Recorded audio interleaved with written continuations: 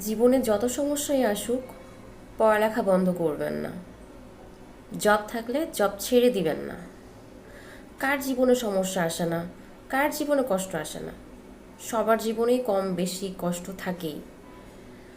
কিন্তু প্লিজ ভাই, মনে রাখবেন, যত সমস্যাই আসুক, যত কিছুই হোক, পড়ালেখা চাকরি ছেড়ে দিয়েন না। খালি পেটে হলেও পড়ালেখা করবেন। সবাই আপনাকে ছেড়ে গেলেও নিজের অর্জন আপনাকে খারাপ পরিস্থিতিতে টিকিয়ে রাখবে। এটাই আপনার ঢাল। পড়ালেখা শুধু সনদ দেয় না, এটা আপনাকে মিথ্যার বিরুদ্ধে দাঁড়ানোর শক্তি দিবে।